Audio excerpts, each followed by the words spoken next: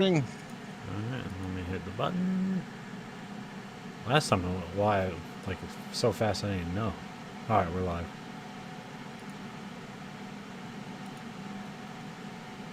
From the industrial wastelands of Michigan to the fruited plains of Iowa, this is the Why American relate Green to Guide. its sheer perversity?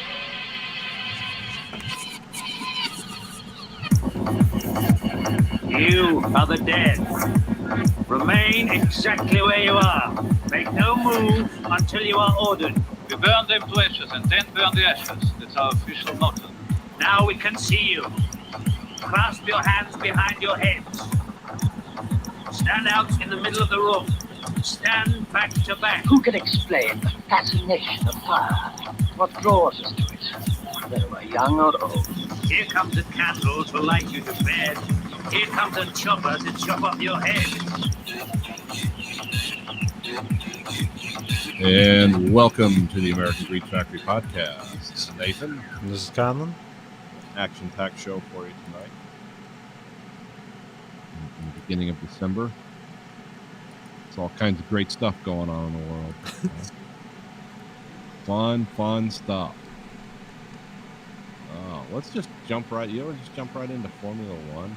Okay, yeah. Yeah, there was a lot of exciting stuff in that last race. Yeah, so you had the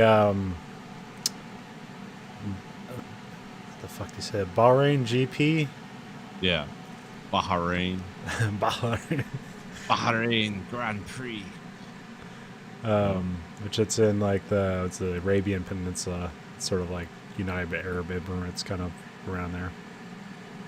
It's like all the little countries that are like attached to Saudi Arabia, but like are not Saudi Arabia. Yeah, they're all kind of nestled in there. It's the oil gold coast. Yeah. Yeah. So, yeah, Lewis Hamilton won again, of course. Yes. But race this week though. no, we'll get to that. What was it about the track seemed really bumpy. Yeah. Like they put like skid pads on the bottom of the F1 cars so like they'll throw up sparks so it looks all neat and shit. And it seemed to be like especially happening here. And like if you just watch a car going down the straight, it was just like the suspension was just rocking up and down, which I don't know if that's on purpose or if that's just how this track is. I don't know. Everything looked kind of strange. I mean, it was at night. Yeah. Well, everything looked kind of different. It had a different vibe to it. Like the tires looked different, the track looked different. And I, like I said, I was casually watching it while I was doing something, and then all of a sudden, then it got interesting. But, yeah, yeah. I was watching the highlights, and they just played the first lap, and then the thing happens, and then like they don't come back to it. They're like, wait, what the fuck just happened?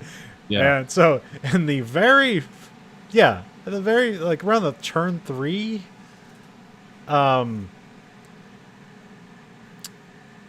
Grosjean like cuts across the track. He doesn't see Daniel Kvyat and kind of clips it, and like he runs into Kvyat's front tire, and then it spins him off. And they're on a straightaway, so this isn't really a place they'd necessarily expect cars to go off.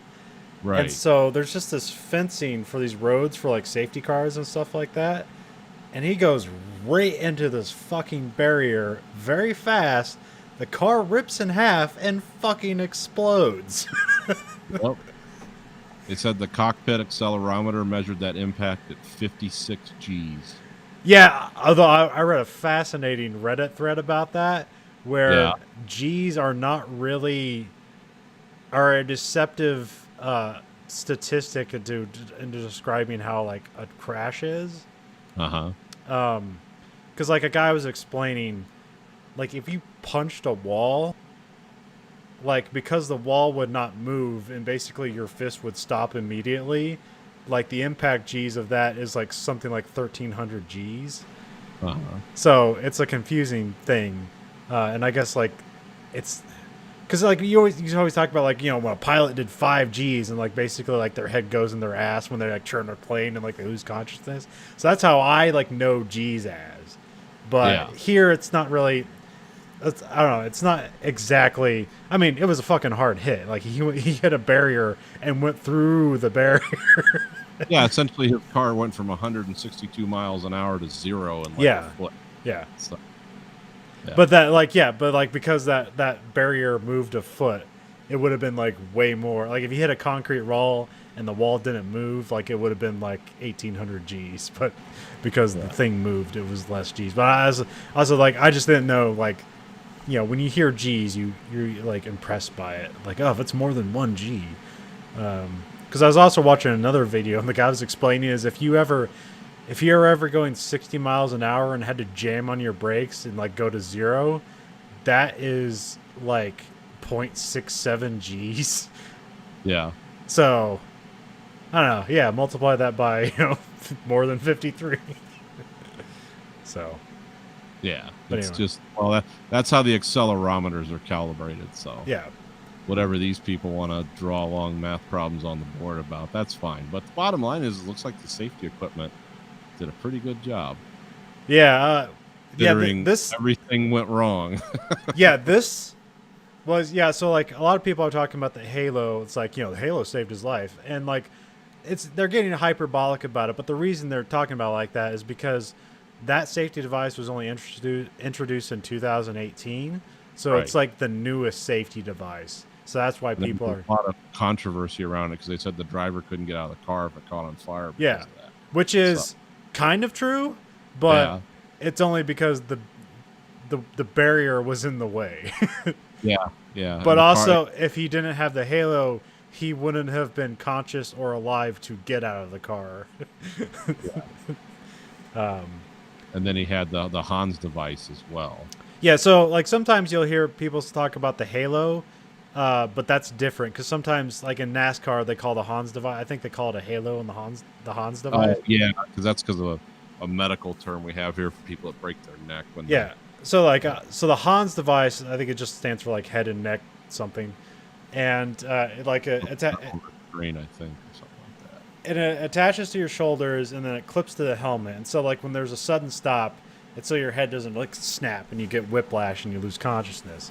So Yeah. so basically every safety thing in a car, so there's the medical guy that in the medical car, he puts it a great way that's not hyperbolic or saying like, oh, this saved his life or it was a miracle. He's like, all the safety measures we put in place resulted in a positive outcome. That's how he.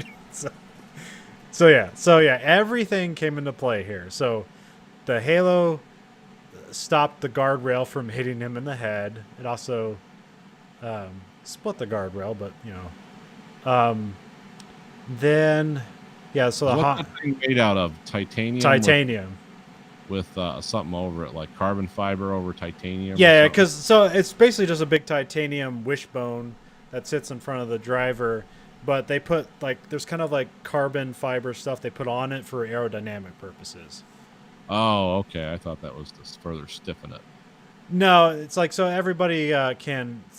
There's like everybody has essentially the same Halo, but you can put stuff on top of it to to affect how you want your aerodynamics to be affected by it.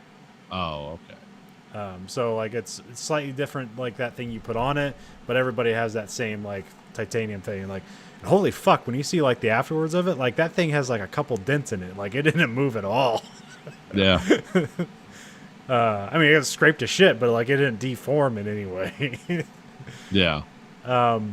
Also, it's also kind of like a warthog. They sit in a little titanium tub, which they call like the survival cell.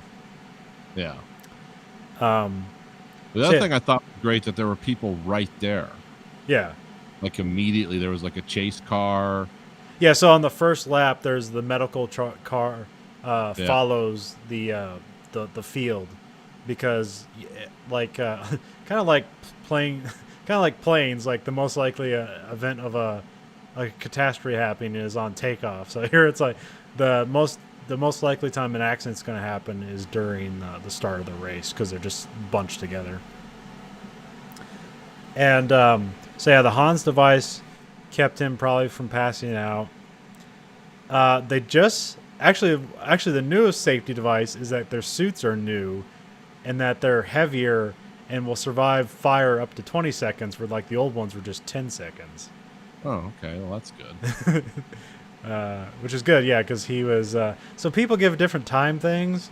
Like some people say 20 seconds, some people say 30 seconds, but the more specific time that I've seen around is just 28 seconds that he was in that fire.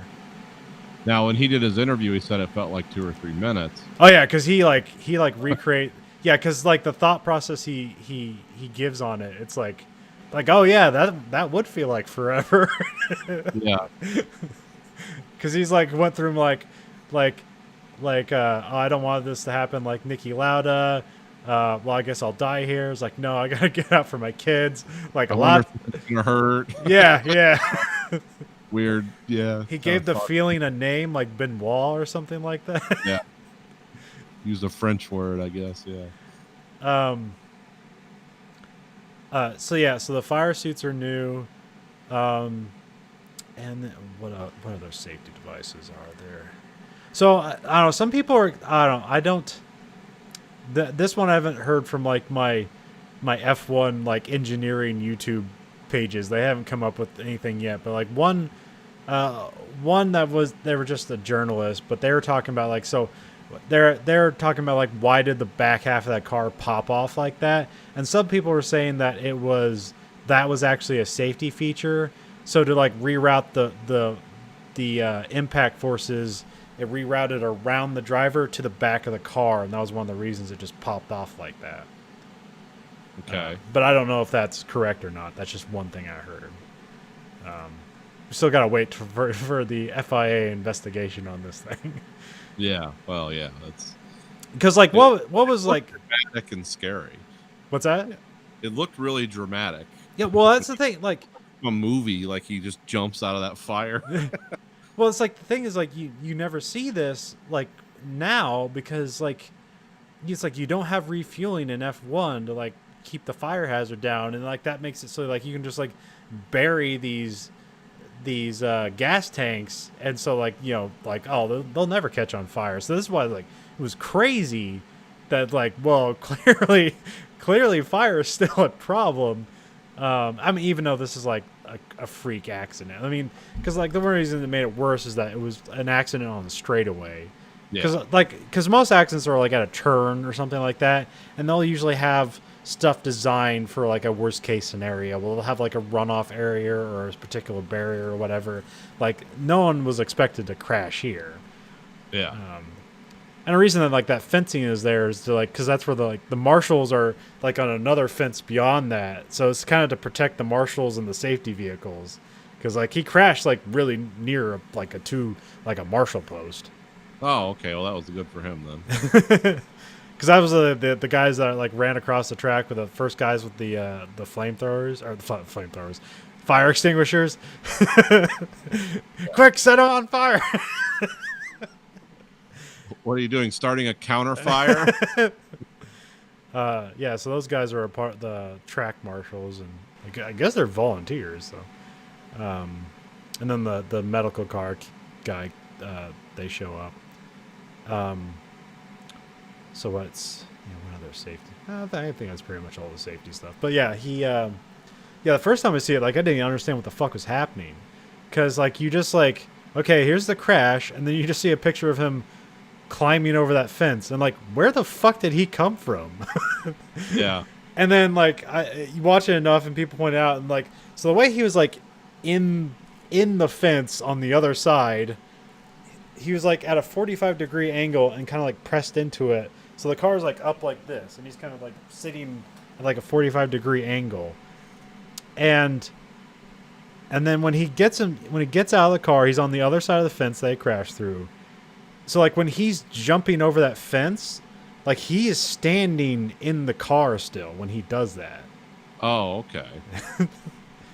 So yeah, he's in the fire for about 28 seconds. He finally, he said he tried 3 times to get out, but because that barrier was kind of like over the halo, it was hard to get out, and he had to contort himself to get out of there. But like he almost had a way out at first, but like his foot was stuck in the footwell, and he just like went back down and yanked his foot as hard as possible, and so like his boot came loose. Yeah. And so then he jumped out. Then he was able to climb out and jump out of the car. And then the medical guy, the doctor, he grabs his shoulder, because like another thing is like there's a bunch of safety shit on the helmet. It's kind of interesting. Yeah. So yeah, it's fireproof and shock resistant, stuff like that. There's also like some air in there for the driver to breathe, like for a short amount of time. But something they're gonna have to look at. So on the helmet, they have what they call tear-offs. Yeah. So like, instead of like, in inclement weather, instead of like the driver like wiping or whatever, having some sort of thing, they just have like, it's like a bunch of tape over the visor, and you just like rip it off, and you got a fresh visor essentially. Or if like the driver in front of you, if like if like an oil line explodes and you just sprays oil, then you just like take it off and you're good to go. So all those tear-offs like melted, and he couldn't really see through the helmet anymore. Right. So it's fascinating how he's able to like navigate and like feel the barrier and hop over it. And that's why he was like really thankful for the doctor to just have touched him and like guide him. He was like really thankful for that. And yeah, then he runs out and he like shakes his hands, because he he burned his hand. So his engine. So miraculously he didn't break anything. He might have sprained an ankle or something like that. But yeah, his hands are burnt, but not all over the place. Just kind of like where he grabbed things, like where he had to grab the halo. And his ankle or his foot is burnt because of the boot came off. So there was like so he just had like the sort of those like underwear things, or the long johns they wear. That's the only fireproof thing he had. Okay. And then he walks to the medical car, and then they sit him down, and then I guess he made sure to take his gloves off because he didn't want to like have something weird where like he felt like his hands could have melted to the gloves, so he just took them off immediately. Oh yeah. It's probably hurt like a son of a bitch. Yeah. And then I guess when when the ambulance pulled up, he made sure that like, no, we're walking to the ambulance, because he knew the helicopter's going to be there, and he's like, I want everyone to know that I'm okay. Yeah. So he made sure he walked to the ambulance, and then they put him on a gurney and took him to the hospital. So so that was as close to death as you can get in an F1 crash. Very dramatic. Yeah. They usually have about one of those a year, don't they? A really dramatic crash. Yeah, but I don't know. Like, in some ways, Roman Grosjean has been in worse crashes. It's just like the fire kind of changes everything. Yeah, when you see the guy jumping out of being engulfed in flames, that makes you notice. Like, huh. Well, because it's like when Dale Earnhardt snapped his neck, like in that crash. Like, that wasn't a dramatic crash where the car exploded and flipped over 50 times. He just like went into the wall, and they're like, "What's wrong?" It's like, "Oh, his neck is broken. He's dead." Huh? That doesn't look like the kind of shit that you never know. You just hit something right. I mean, you can break your leg just walking down steps. So, just if something happens the right way.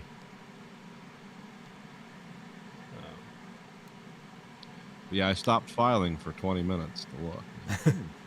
Something. Well, I remember Daniel Ricciardo, he was very mad about them showing the crash over and over again. But I actually thought I can understand his point of view, because like essentially like the race is immediately red flagged, and so they just like have to sit there for like an hour till they replace the barrier. And so like if all they have to talk about is that wreck, so if you're just sitting there like waiting to race, and then all you see is like potential death being shown over and over again, like, yeah, you get mad at that. But like, I thought they were actually like, if you watch the live coverage of it, like they don't show anything for like 10 minutes, because I just want to be sure didn't actually die. Because they knew immediately, like, that's bad, cut away.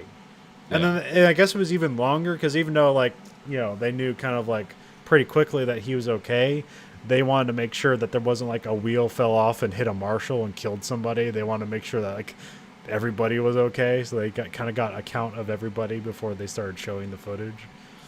Yeah. But also like that's this, it's like the feed is kind of different. So like Sky Sports is like controlling or maybe the race director's controlling the feed, and then so the Sky Sports guys who are commenting, they don't have any control over that. So like what you're seeing is what they're seeing. Right. So like they didn't have any like extra information. So Yeah, that was when I was watching, because I watched it. Well, I watched it live, but I watched it on the replay. I didn't know anything about this. And there was like a lot of talk about, oh, this is the different field safety stuff. This is why all these guys are stopped. This is what's going on here. And they explained like, yeah, how the cars got the signal to, stop and how they work on the track. And they were just talking about a lot of stuff in general for a while. And then once they found out, okay, nobody's dead, now we can talk about the crash because we're trying to fill time. yeah. People have spent a lot of money to advertise with us, and we got to keep everyone engaged until the race can start. But yeah, it was interesting. Yeah, and it was interesting to hear all the team radio afterwards. I don't know how, but like, so Kevin Magnussen gets on the radio, and they know like almost immediately that Grosjean's okay, Yeah, and no other team does, and nobody explained how they knew before everybody else. Because they interviewed the team principal, and he said like, yeah, we were just waiting to know. Like they didn't. He said he didn't have any forward knowledge, so I don't know how they knew ahead of time, unless they just like had some inside information. Well, apparently, so F1 they have like an app, and so you can watch F1, and they have like separate feeds, and so they have what's called a pit lane feed, where it's like you have a picture of the race. And then you have like all the telemetry data that like the teams are using, and they have like a little map that shows where all the cars are. yeah, And so they also have a separate audio track, and apparently those guys knew pretty quickly that he was okay. But the Sky Sports guys, like the ESPN feed, those guys didn't know. right. But yeah, the interesting one was Kvyat, because usually Kvyat, it's like it doesn't really seem to like. He seems to be like he's Russian, so he's not really like, He doesn't wear his feelings on his sleeves. or he's abrasive, Yeah. And but like, he was kind of mad initially. He was like, but like he kind of had this scared like timbre in his voice where he's like, I don't know why he came across like that, but is he okay? Because like he saw he was the closest one to the fireball, so he knew immediately like. That's fucked up. Yeah. And also like the way the track like kind of curves in on itself, like when they were going around the track, at some point they could just see the fireball. And or like Leclerc, who was in the back of the pack, he saw it pretty closely, and he got on the radio, and he's just like, oh fuck, is he okay? And he didn't know anything until he parked his car. And the chief engineer of his team came up and said he was okay, and you could just see like this relief on his shoulders. What was other team radios? Yeah, they're all asking. Except for I think Lance Stroll was the other one. I was like, okay, what do I do now? I guess, is he okay? Oh yeah. Ask if the person is okay. Yeah. Next thing. Yeah. I like his team. They had the in-pit camera, and those guys were really quiet. Just watching. They were all just looking at that screen like, what does this mean? Well, you had that replay of like we're putting cameras on people to show like the replay, and like half the people like look away and like close their eyes, like Jesus Christ. Didn't look good. Not all well that ends well. We hope. You never know. I actually, what I was surprised about is I know like Haas is having money trouble, and I was surprised they could like put another car together, because like they said that as a spare chassis, but a lot of times like when those cars get into big wrecks, they can like when you see them in the next race, it's essentially the same chassis. They just fix the car. Yeah. Because there's a lot of things that are designed to like break away, and it's like, we'll put that new piece on. Like that's fine. You can Yeah, all kind of the wings and shit are just modular components. yeah. So yeah, but I think for this they must have just like put together a whole new car. But yeah, so yeah, yeah, there's not even much to talk about the race. Like I don't even remember what happened. Hamilton won. So yeah, Hamilton won, of course. Somebody got a 10-second penalty for clipping someone else's tire. Oh yeah. And the Yeah. next restart, again with Kvyat, he gave him the penalty. I don't know why, because if you watch the replay, essentially Lance Stroll just cuts off Kvyat, and Kvyat goes off the track. He's like, okay, here's the room you need, and Lance Stroll still manages to hit his tire and flip himself over. Yeah. And they give Kvyat a 10-second penalty for I don't know what for. So Lance Stroll gets flipped over. He's fine. The car doesn't catch on fire. Although at the end of the race, the other Racing Point does catch on fire. And that's the normal kind of fire that happens with these cars, where like some oil leak will happen or the back of the car will catch on fire, but that's like controllable. The Grosjean crash was an explosion. I like the guy whose car caught on fire, but he was so into racing, like they had the chase cam on, and then like the whole back of his car is on fire, and he's still racing. Yeah, he's The engineer has to like cut it off. because he's 3 laps from getting a podium, so he's like, I can make it, and it's just spewing white smoke for a while, and then it's pink flames. Yeah, it's like a weird fire. Well, I think that was like a battery fire or something because of the color of it. I thought it was because sometimes you see them like a blue flame. I don't know how it got pink unless it was like melting off the because those Racing Points are pink. I don't know if that contributed to how the color of the flame was, but that was kind of weird. And that was like the other thing about the Grosjean crash is like what's weird. It's like some people are saying that like the gas tank didn't blow up; it was something else in the car. Like some people are speculating that it was a battery explosion, which I don't know things, but usually like that doesn't look like if it was just a battery explosion, I'm not sure it would stay on fire like that or be that big. That looked like an accelerator. I mean, just from car wrecks I've seen. That looks like fuel spilling out on a manifold and bursting like a ruptured gas tank because there's just a sudden ball of fire. Well, and the other thing is like some people are saying like, oh no, that wasn't the gas tank that exploded. That was like a collector. It was like something that's like transitioning the fuel to the engine, like basically like a fuel inject. Culminator of some kind. Yeah, they're saying that's what exploded. I was like, could be. It's under pressure. Yeah, but like, why would it sustain? Like the engine was away from the car when it stayed on fire, because that whole back of the car, which ripped away, that's the engine. Now weirdly, the survival cell keeps the gas tank with the survival cell, so they might be rethinking that. They only got so much space and room. Yeah. Well, maybe. Actually, the other thing I just thought about is like, if you separate the gas tank from the engine, like maybe that's safe, potentially safer, as like not exploding. But it's not a fuel source going onto a hot engine. Yeah. So I don't know. Because those engines, have you ever seen the exhaust manifolds on those engines when they run them on stands? Yeah. Yeah, they're just. It looks like it looks like when the monster from the ID's coming through the door of the Forbidden Planet. It's like now it's white hot. And those are coated in ceramic too, I believe. So those are really hot. So Hamilton won, and then Max Verstappen came in second, and then because Perez's car caught on fire, and they finished under a safety car, and then Albon gets another podium this year. I guess basically securing his seat at Red Bull, even though it's almost like, even though it was like 3 weeks ago, it was like, yeah, it's a 90% guarantee Perez is going to Red Bull. Now it's like the other way around. Now it's like a 10% chance that Perez goes to Red Bull.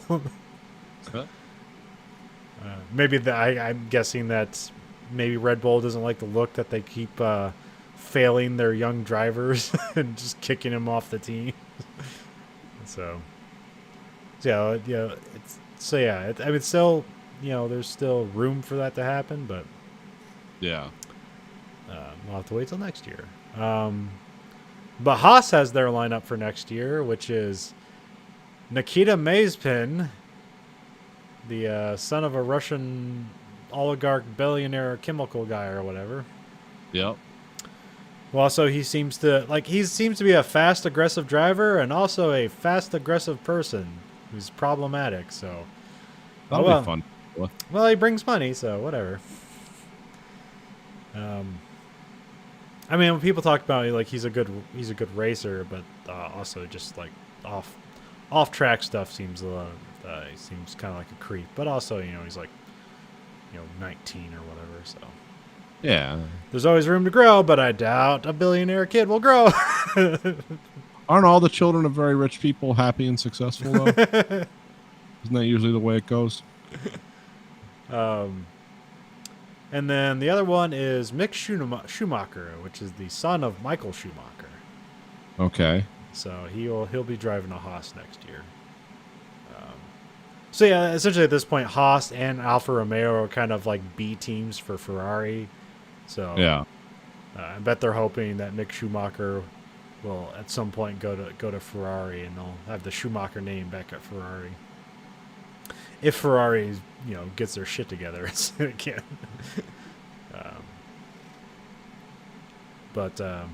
Yeah, I thought it was weird because they've been having this comparison stuff with Lewis Hamilton and Michael Schumacher.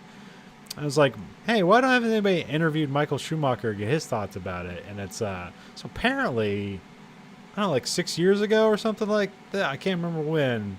He had a really bad skiing accident, and he got put in a medically induced coma for like 9 months or something like that. Oh, yeah? And they just like bought a house in Switzerland, and he's been rehabbing ever since. So I don't know if he's paralyzed or if he can talk. I don't know about his condition, but no camera has seen him. Well, that's usually a good indicator that they want to be left alone. Yeah. So that's kind of sad, but oh well. Yeah. Well, it's kind of like Ronald Reagan when he stopped being president. There was never a camera on him again. Yeah. And then later you found out why. He's know what he was. It was sad. That was another. Well, we'll talk about Lewis Hamilton not racing tomorrow. Oh yeah. So, I think like Monday or whatever, Lewis Hamilton was like feeling kind of like groggy, and he got a COVID test, and he tested positive for COVID-19. Yeah. So he is out for the next race, which they're calling like the Secure GP. Yeah. Because they have those weird alternate names when they race in same place twice. Yeah. I don't even know what secure means, but it probably have some meaning. Probably means asphalt in the desert. And so there's rumors around. It's like, who's gonna drive for Mercedes? And they have a reserve driver, Stoffel Van Dorn, but he's currently testing in Formula E somewhere. I can't remember where. And he like hops on a plane, and he's like ready. It's like, yeah, I'll take Lewis's spot. But then there started being rumors that George Russell from Williams is going to come over and drive for Lewis Hamilton. So the team principal for Mercedes is Toto Wolff. And in addition to being the team principal, he is also a manager of a few drivers. I only know of two, but maybe it's more. So he manages Esteban Ocon and George Russell. Huh.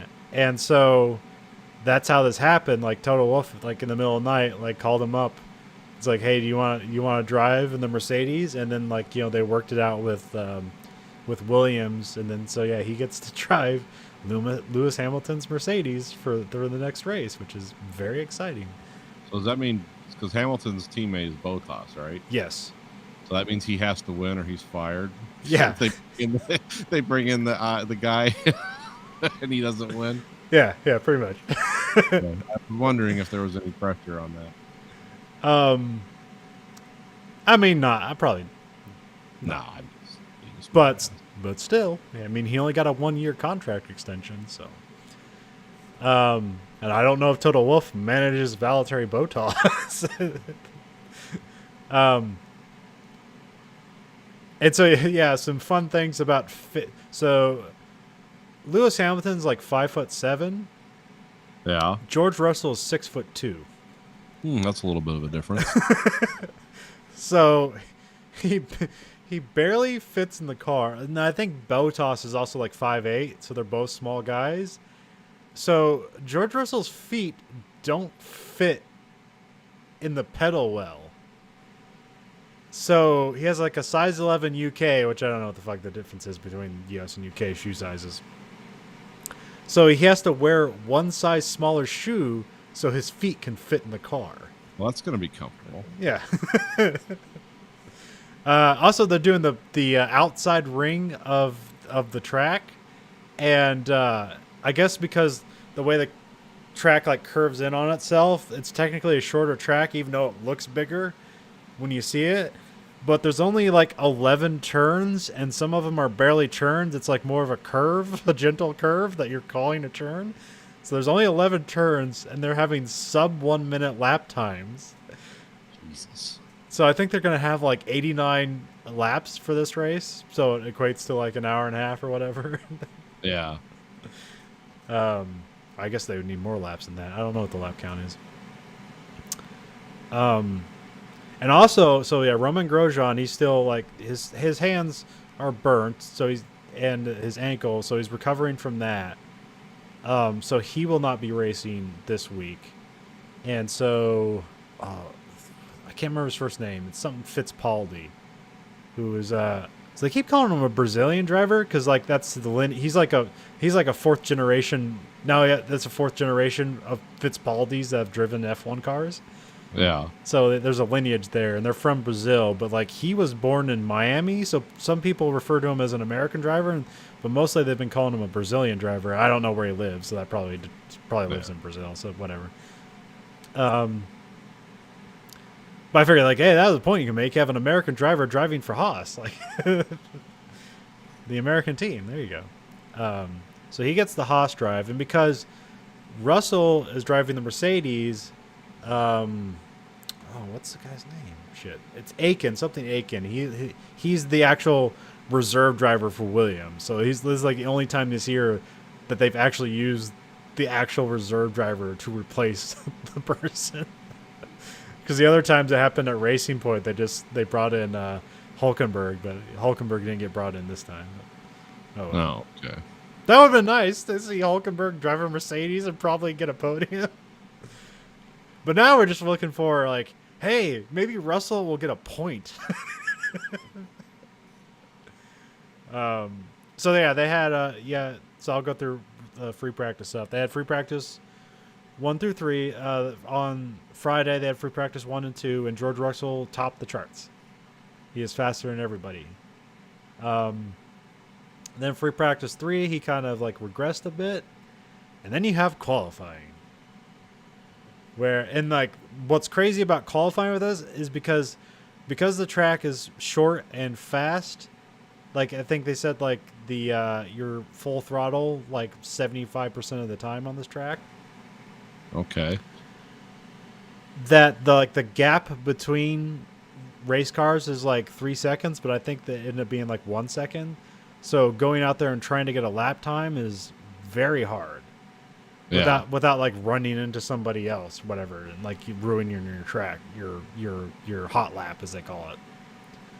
Because you have a hot lap, but what you have to do to get your hot lap is you have to build up, enough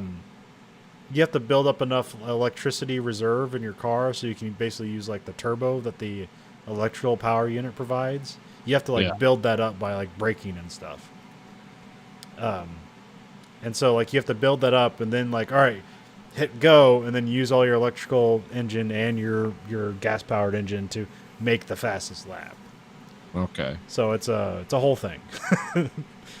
But luckily, so Russell he qualifies for Q2, and then he gets past Q2, and so he's into Q1 or Q3 for the first time in his career, and I think first Max Verstappen sets like the fastest time, and then out of fucking nowhere, Charles Leclerc sets like the second fastest time, which is crazy because the Ferrari powered cars are so terrible. Yeah. Because they just don't have the power, and like this is a track that's pretty much all about power, and they're like, how did Ferrari get up there? It's like, I don't fucking know. And then George Russell, he gets the top spot, and then like pretty much at the last 5 minutes, Bottas beats him by like 0.02 of a second. Oh wow. So it is a Mercedes 1-2, and this is the first time George Russell has ever been out-qualified by his teammates. So, yeah, so he'll be out the front there. So he has a... Now, it's going to be... The race starts are a thing, and, like, if you get a bad start, then, like, that could fuck everything up, but... And he hasn't had a lot of time practicing starts in this car, so... Yeah, it's still a thing, but, like, you know, fingers crossed that Russell gets at least a point. And, Yeah. or maybe miraculously wins the race for no reason. Which would be cool. Bottas has to win the race or he's fired. Or he's fine. And then potentially, like, next race... So because of how the quarantine rules in Bahrain and how it is for Abu Dhabi... like Lewis Hamilton might not be in the next race either, Huh. because there's usually like 2 weeks quarantine period, and like traveling from one country to another, like having previously had a positive test, he would have to, like, in order to go to Abu Dhabi, he might have to like quarantine for 2 weeks before the race, which won't be possible. Oh yeah, that won't be. But we'll see if there's like they make some weird exceptions. I mean, he doesn't need to race; he already won the championship, so. But yeah, this will be a wild weekend because like anybody could win this race. Well, not anybody. Like there's no way a Williams driver is going to win this race. But yeah, I don't. But it doesn't favor the Red Bulls because they're not as powerful as the other cars. Oh. But clever driving by Max Verstappen, he can get the speed up. So I mean. Silverstone wasn't a that's a fast track, and he won there. But one of the reasons how they won is because they did a tire strategy that was different from everybody else. Oh, okay. Which they're doing again this weekend. So I believe he's going to be on the medium tires, while everyone else is starting on the soft tires. Which usually means, like, he's going to try to stay out there as long as possible on those medium tires. And then maybe build enough of a gap that he can come in and pit before everybody catches behind him. But that's another thing. It's like, so if you imagine it takes at least 22, 23 seconds for a minimal pit stop time, like, if everything goes right, that's how much time you need to spend, and you have sub 1 minute lap times, like a lot can go wrong in the pit. Yeah. So yeah, it should be an interesting race. Fun race tomorrow. What else happened? I think that's about everything. Yeah. That's Yeah. Grosjean is hoping to getting back in the car for Abu Dhabi. So. Oh, okay. So that's just show you like how, yeah, as everyone's been using the same phrase, like, oh yeah, race car drivers, they're a different breed. But yeah, he also it was in that interview where he's talking about, like, you know, if he gets, you know, he says, like, if he gets into free practice and he starts having a panic attack, he's just gonna drive back in the garage, hand the keys over, and he's like, thanks fellas, and then that's the end of that. Huh. But I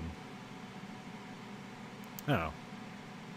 Yeah, but, like, you know, it's kind of what race car drivers do. They're on the edge of death pretty much the entire time. So. Yeah, they're doing stuff that's like acknowledged to be dangerous.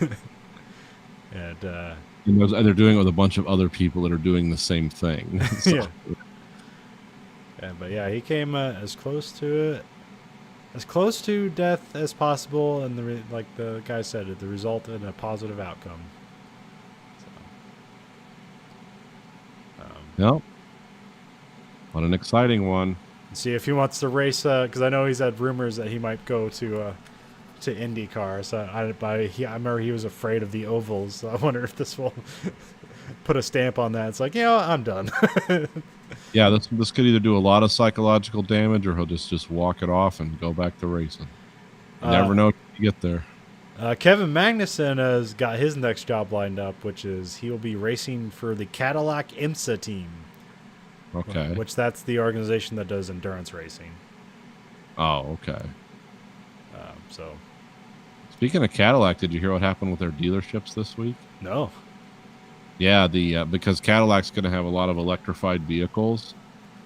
People who had Cadillac dealerships, usually this is always if it's part, like if they have a Chevy, Cadillac, GMC, like franchise dealership like that. The dealerships were going to have to pay $300,000 to upgrade their equipment bays for repairing, working on electric vehicles, and just buy all kinds of equipment to charge them. 20% of their dealerships opted out of their franchise. They said they did, and GM has to buy them out for in some cases up to $1 million because they, they're changing their contract on them. And it's like, oh, okay, so a bunch of people are getting out of that. Because like when like Ford does that, they split the cost with the dealership. GM was just trying to say, nope, you got to pay to do all these upgrades. And they're like, no, we'll just sell, we mainly sell Chevys and GMC trucks, and that's what we're fine with. That's where our money's at. Our money's not in this stuff. So I thought that was interesting. I was reading through that. I was like, oh, okay. I think the saddest electric vehicle thing I remember is so they're going to have a Formula MotoGP. Okay. Formula. I'm not sure what it was called. It was electric motorbikes. Yeah. And they had everything ready.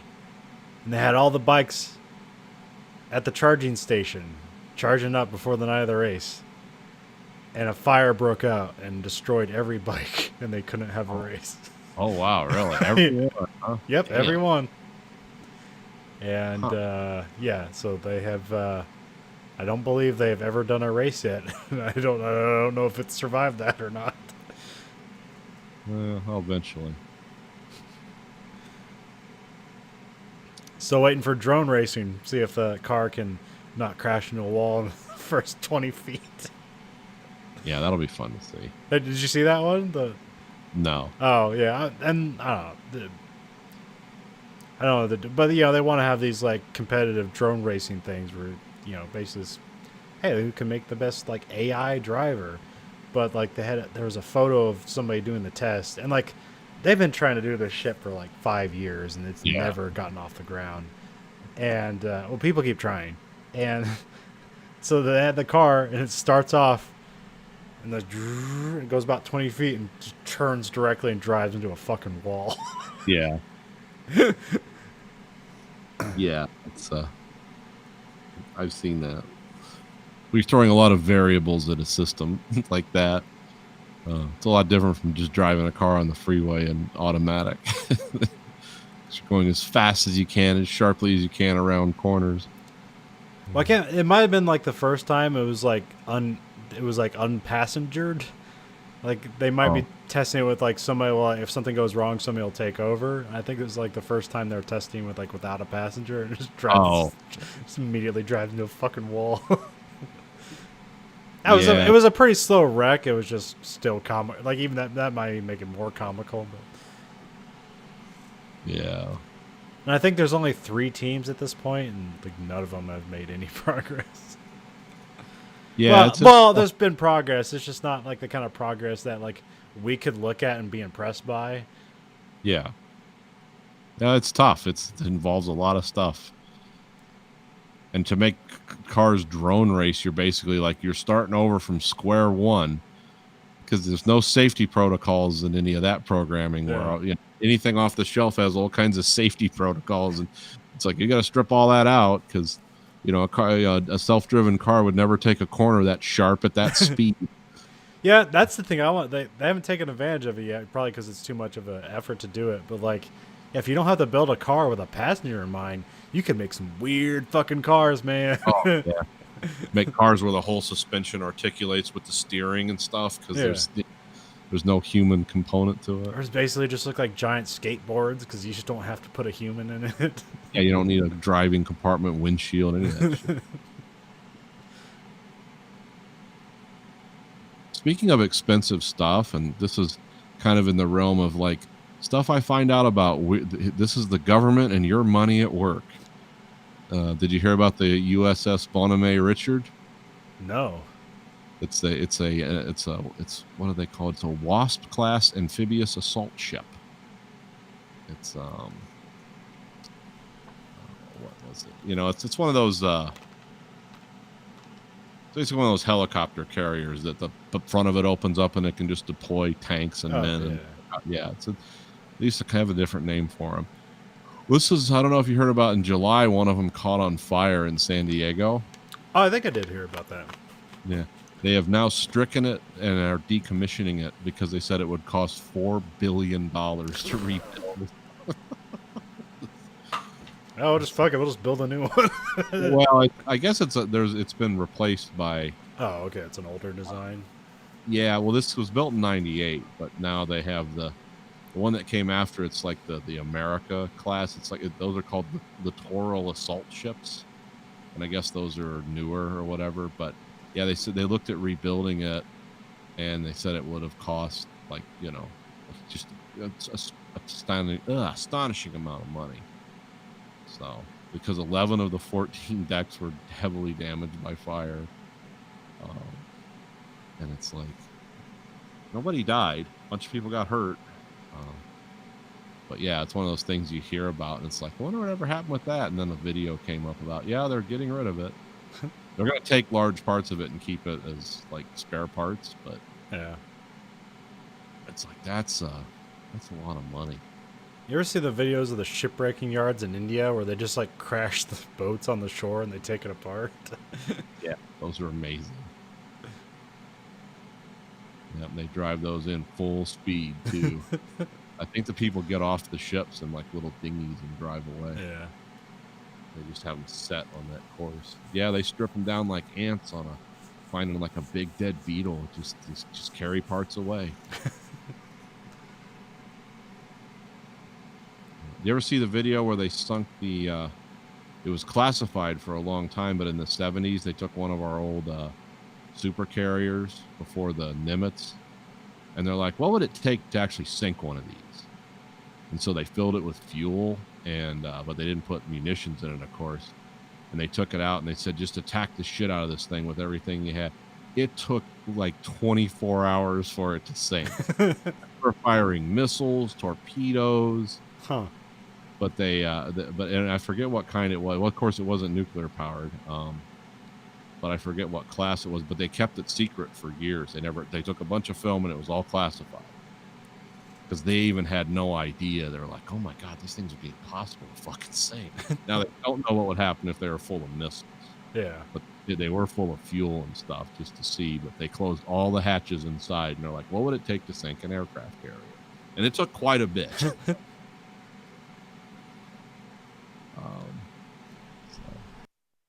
Yeah.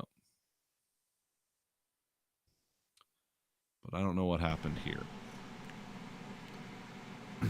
And nobody knows what happened with this fire either. It's all like they think it was an accident, and then there's weird rumors that it wasn't. And it's like, oh boy, what does this mean? But it's been a bad couple years for the Navy. They've had a lot of weird shit going on. I forget, there's some article about like like one of those ships that like crashed into like a commercial liner or something like that, and yeah, there was this whole John McCain. Yeah, I can't remember the name of it's like an amazingly well done article. Like the website like has great photos and it's unpacked very well. I can't remember it, but like, yeah, they're talking about like like people like to get their shit together is like people are using their cell phones and email to communicate with each other because like the internal communication system was just fucked. Yeah. And it's like, oh yeah, that's great. I This is think a I modern read that. military. I think I read that article. Well, yeah, it was kind of a weird thing of, it's like we're going to buy the car and spend the money, but we're not going to put seats in it. Yeah. Or yeah, it was one of those things where it's like, oh, we got to get this launched because there's a deadline. It's like, well, half the shit doesn't work. Well, fuck it, just get it out there. Yeah, and this was like minimally crude, so everybody was just like working like 20-hour shifts. Yeah. And then Yeah, they like didn't have half the people on the bridge they were supposed to because people were sleeping. yeah. And that's how, because it's like, how does a modern destroyer crash into something like, because the people don't know what they're looking at because they're exhausted and they're probably doing 3 people's jobs. And they have to like they're doing these shifts and they have to like try to like be in peak physical, you know, like we got a physical fitness test next week. It's like working 20-hour shifts. Like when am I going to the gym? Like when I'm asleep? Yeah. And then they had that guy that hid on the ship. And they thought he went overboard and he was just hiding, and they found him like 3 days later after this massive search. And then they got real quiet about it. It's like basically the one guy said, well, this dude has a lot of problems and we're not going to talk about it anymore. It's like, well, yeah, apparently he does. But that was part of that. That's part of that weird YouTube channels I've subscribed to about what strange things are going on in the world. And where are your tax dollars disappearing? Well, at least they're not disappearing. At least they didn't try to rebuild this thing for the cost of an aircraft carrier. Probably a good thing.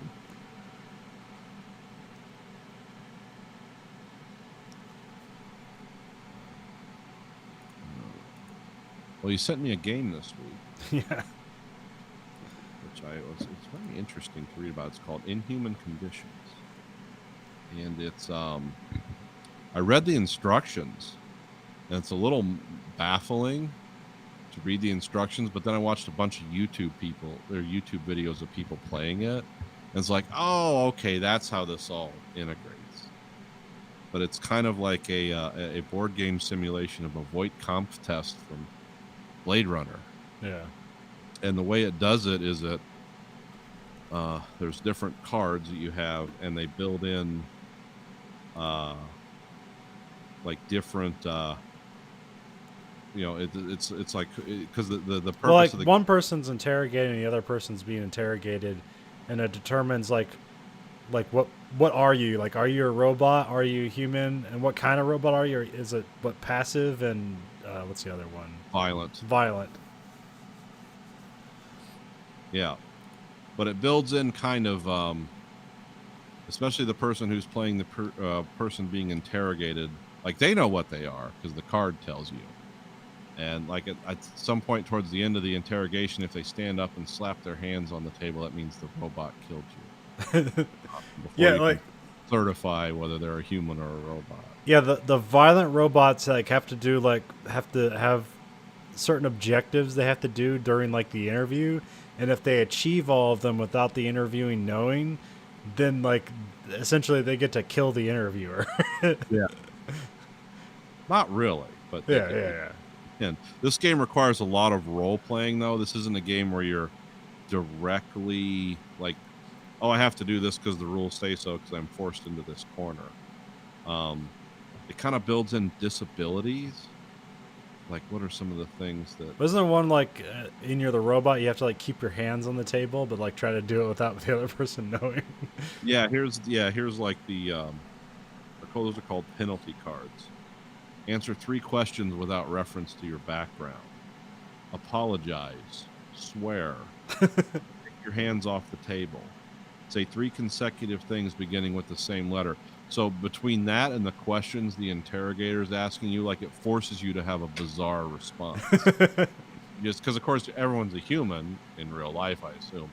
So you can't really, there's, unless you're handicapped by the game and have to figure out a way around this, then because there's like different career paths. Like one of them was like a genetic engineer, and he was a robot, and it's like, but his handicap was he had to talk about animals a lot. Well, he kind of spun the story that like, yeah, I make genetic clones of animals, and so he could talk about animals a lot, and it was actually going pretty well. And then right towards the end of the interview, he slaps his hands on the table and kills the interrogator because the interrogator never detected that there was like, well, yeah, this makes sense because he's a geneticist. But yeah, so there's a lot of it's kind of interesting how it works, and you can get different active penalties for different things too. So. Yeah, I just saw this on a YouTube channel, and I thought of Nathan because it's Blade Runner adjacent, and I just sent it to him. I don't even have it myself. I'm just like, here you go, Nathan. Enjoy.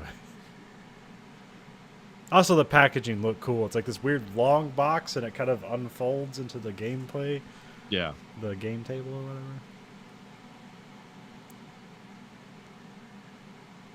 Yeah, because it's like, to be a human, like here's some interrogation cards. Suspect must describe a bad thing that the suspect did to someone else to be a human. And here's some questions the interrogator can ask is like, what's the worst thing you've ever done to another person? Tell me about a time when you were a child when you were a bad friend. But the other person is dealing with these, like he has his own cards that spell out different behaviors he has to exhibit and follow to win the game. And so it makes for like really stilted, weird responses. And someone could actually be a human and fail. And, at that point, the interrogator loses because it was actually a human, because the person knows what they are. You have this little thing that holds cards and stuff. It tells you you're a human. Yeah, there's a stamp where you say whether someone's human or a robot, and I guess if the interrogator guesses wrong, they're supposed to like give themselves a shame stamp. Yeah. Well, that's like for some of the puzzle questions. Like if you're a robot and you're given puzzle questions, the card that says you're a robot just spells out the answers to them. You don't have to think. Huh. So like if it's like follow this maze, A, B, C, or what like there's a maze and you have to start at the middle and work your way out, and then it'll say C, A, B, or it's like what sequence of number is it? Well, if you're a person, you're just going to sit there and take your finger and follow it around.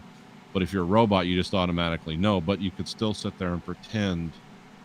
And the thing the investigator has to see is like, how fast is he doing that? Because so all the if you get the robot card, all the because there's different series of cards and you're working out of the same deck. But if you get the all the answers to complex or logic questions are just immediately given to you as a robot. Huh. So you have to fake it to like, would that be? Instead of actually having to, because the human cards will give you the map or the grid or whatever problem you have to solve, but you have to work through it. So it's just a matter of timing and sequence. And of course, if you're like robot penalty is you have to keep your hands off the table and you're just doing it with your eyes. It's like, well, why wouldn't he use his hands? So it handicaps both sides, but it forces you into very strange behaviors. But it does require a lot of role playing. It's not like playing a card game. Where whoever has jacks wins. It requires a lot of eye contact and interpersonal skills. So, but it's a cool game so far from what I've seen. I mean, like I said, I just opened it up and was looking through it last night and today. Was it Inhuman Conditions? Inhuman Conditions. It was a Kickstarter, and does it have a subtitle like Cops and Robots or something like that? I think the earlier version of it did. Oh. This is like a later, more polished version, because the cards in this game are a lot different than the cards they were using on some of the YouTube videos from a year ago. So, well, they also make it print. You can print this game out. Like you don't even have to buy it. You can print out everything the game has. Oh, okay, that would be involved.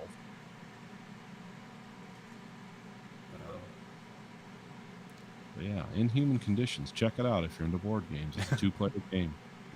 I'm just gonna end up buying people board games for reasons like, why'd you get me this? Like, I thought it was cool. It's like, yeah, but it is. I thought the packaging was cool enough that it would fit Nathan's aesthetic somewhere. Yeah. It's my weird world. Because it isn't like it's not necessarily a Blade Runner aesthetic, but it's kind of like lots of like like reel-to-reel tapes and some other like shit like that, and just Yeah. electronic looks Six- to it. 16-pin data ports, which they Yeah. haven't used in 30 years. 40 years. Yeah, well, and the way they've done this is like somebody definitely studied like the test scenes in the movie, especially Yeah. the original movie. It's like, oh, how would you force people to act this way? Like you couldn't provoke a response emotionally from people. Just I'd be asking them disturbing questions. They'd be like, "Well, you're a fucking weirdo." So this way, it kind of makes both people have to play and participate. But yeah, it's pretty cool. I don't like it. I always wanted to make my own VK machine. And there's actually guys on the internet that do it, but those are guys that are like prop builders and and it's like you can buy the blueprints and I'll show you how to do it. They have 3D printers and they'll sink like $800 into.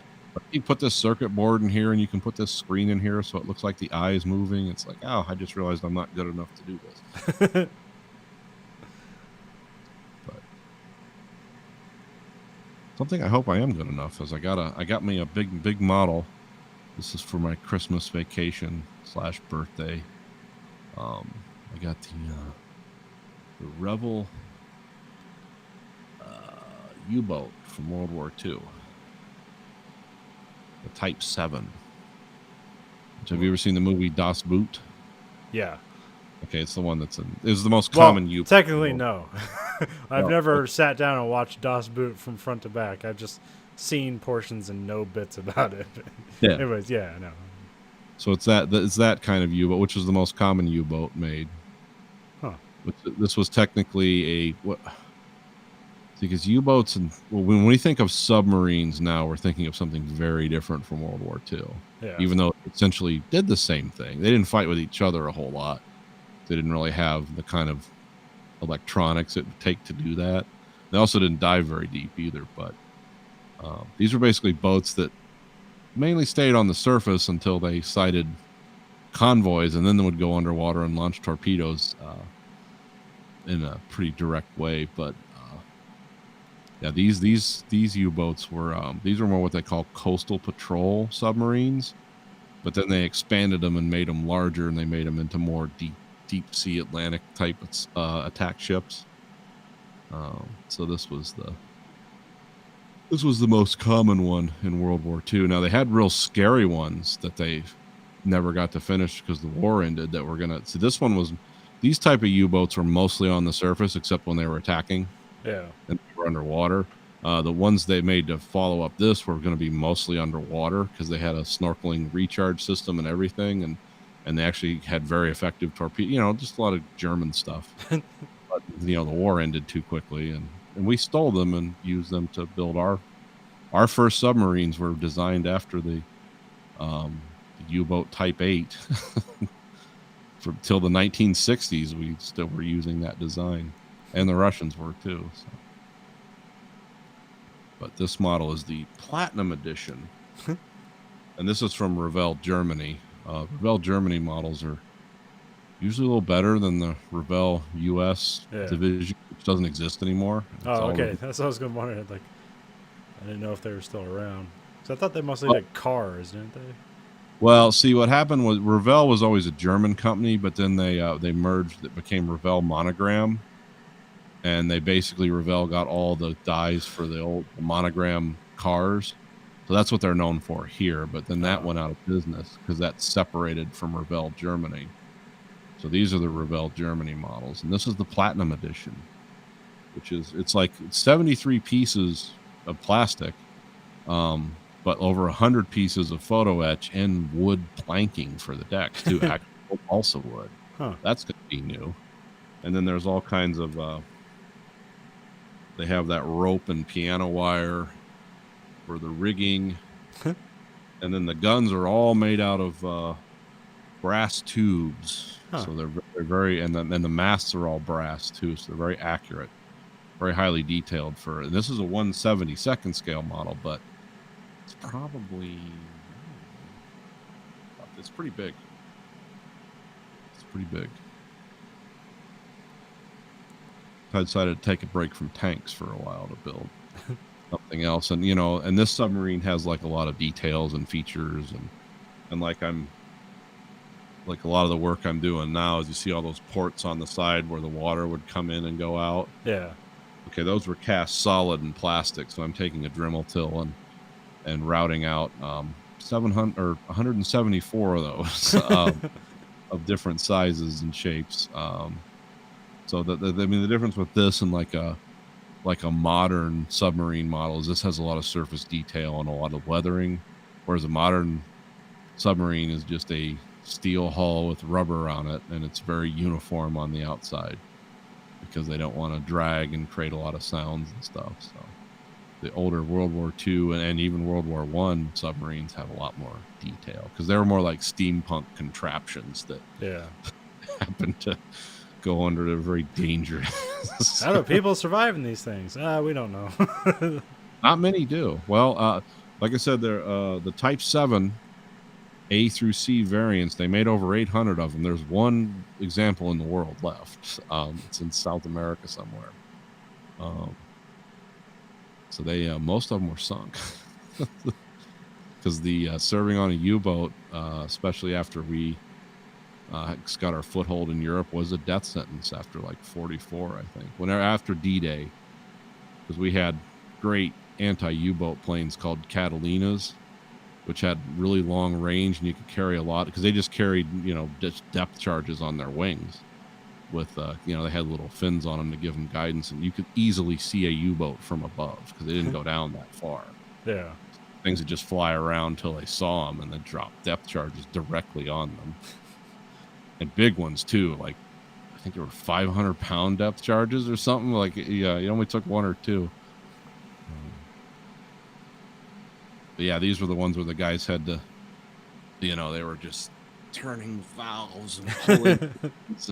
It's not like now where they press a button and a bunch of stuff happens. These guys had to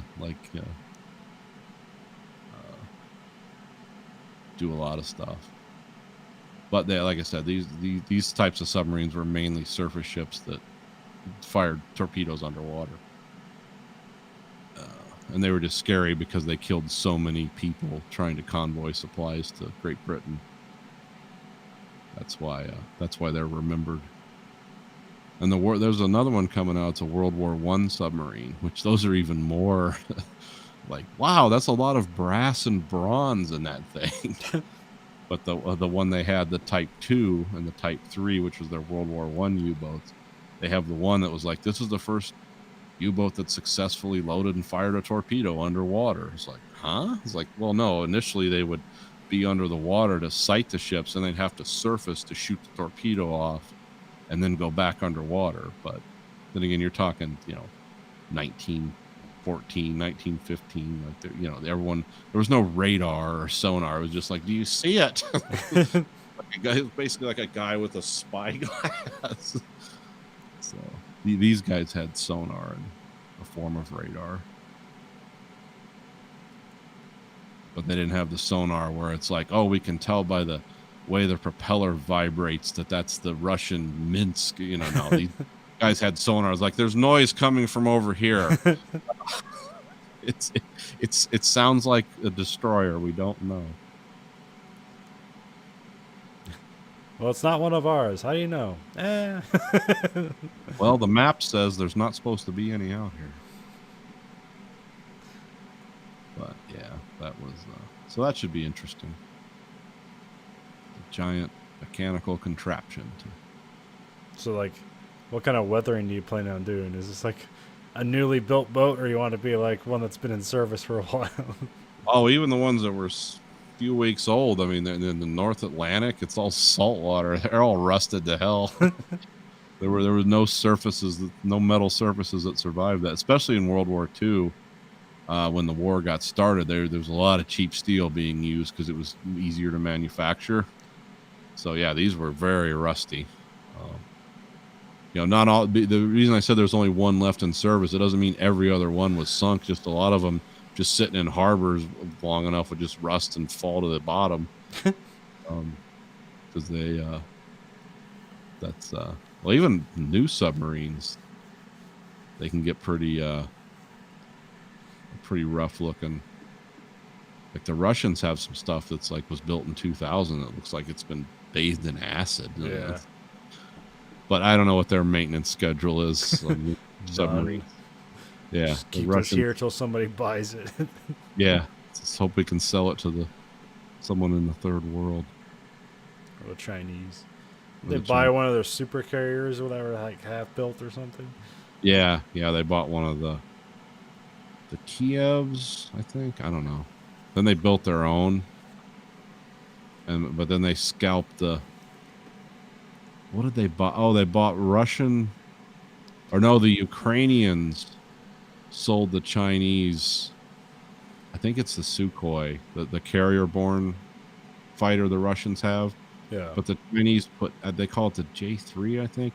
But they put engines in there that are like 30% less power because it's the most powerful jet engine they could make in China. And so they had to put the hop ramp on the end because these things barely had enough power to get off the carrier. It's like a lot of things the Chinese do. It's like, oh, that looks impressive. And then, like, this could shoot down our entire Navy. It's like, no, maybe in the 70s it could. There's a lot of Japanese World War II ships that were like that, where it's like, was this meant to be an aircraft carrier, or did you just like bolt a wooden deck with a scoop ramp at the end of it to make it yeah. an aircraft carrier? I think they had a few purpose-built aircraft carriers, but I think all those got sunk at Midway.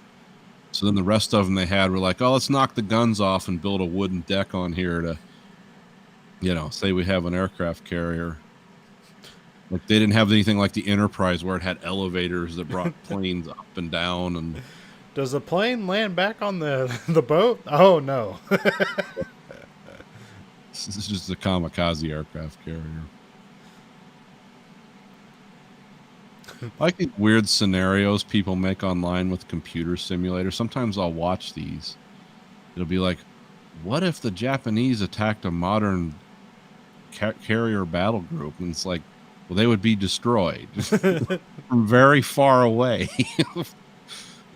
So they plug all this stuff in, and it's like the computer has all the variables. And all that happens is like those guns called, the ones that fire so many bullets it doesn't even sound like a gun. Like they're made to shoot down missiles. Yeah. Those particular ones. Sea-Whiz or whatever. They're like, I was gonna call them like Sphinx or something like that. I can't remember. Yeah. So that's what happened when the World War II Zeros tried to attack like the Gerald R. Ford or something. They just shot down all the planes with that. All they had to do was watch the final countdown. Then they would have got their data. That's what they said. Is this like this is an homage to the final countdown, but they couldn't do. The simulator didn't do aircraft, or the aircraft were so unevenly matched that they couldn't. So they just did it that way. Because like, what's an F-18 going to do with a Zero? Fly by it very quickly, destroy it with its wake vortex. Hey, you could probably fly through it and it'd be okay. Yeah, it's. I'm out of guns. No missiles. Yeah, just fly right through it. Just fly by it at like Mach 1 and it'll rip the wings off. Or just of like, it. climb that right next to it and just kind of do a boom and knock it around.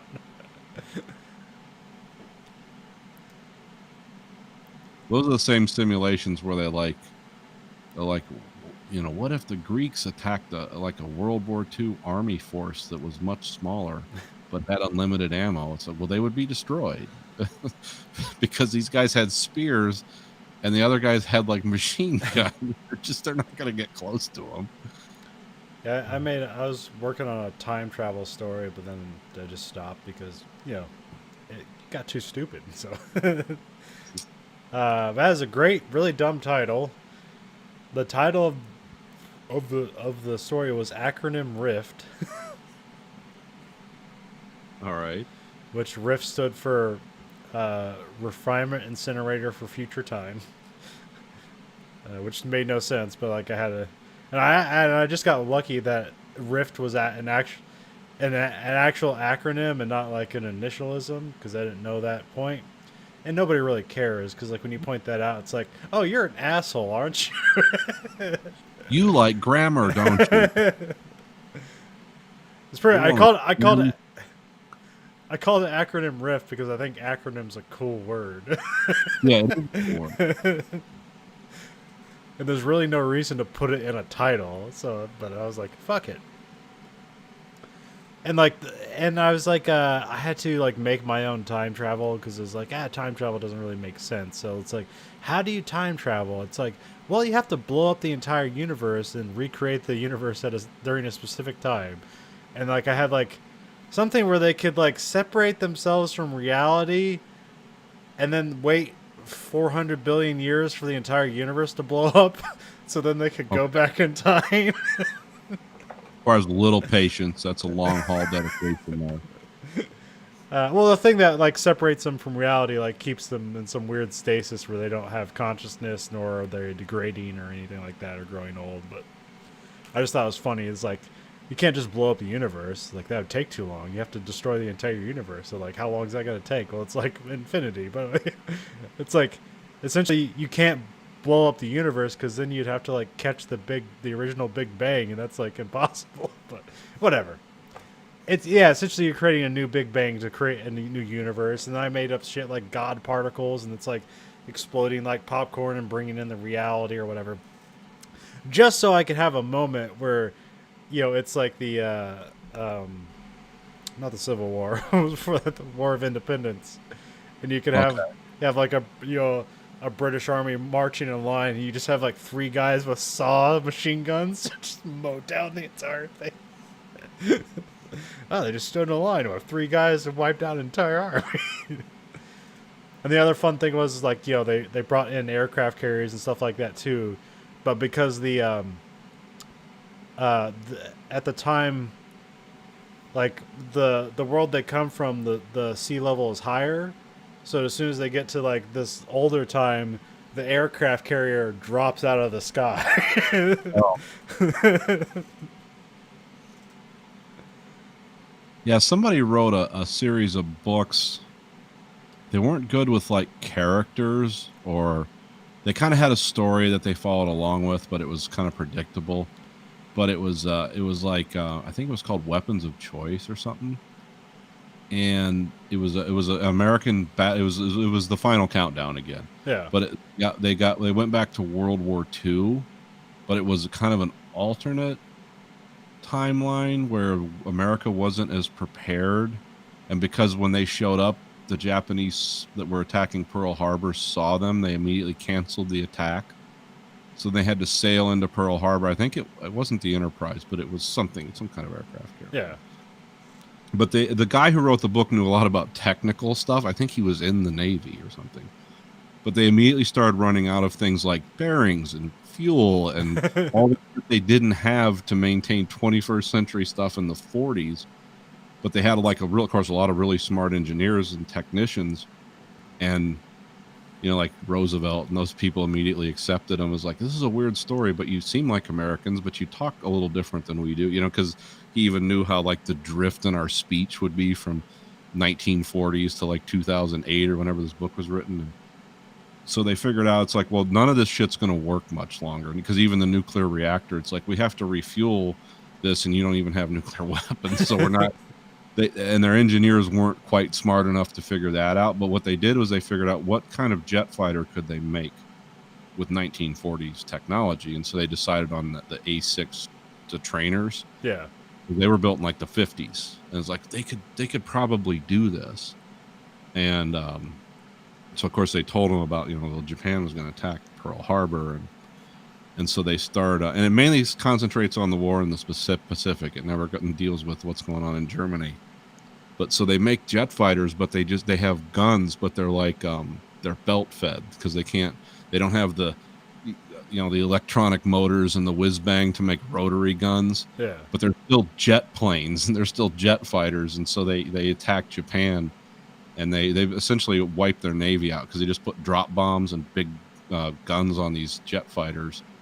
And but yeah, the whole novel is about essentially solving technical problems along the way, which was kind of cool.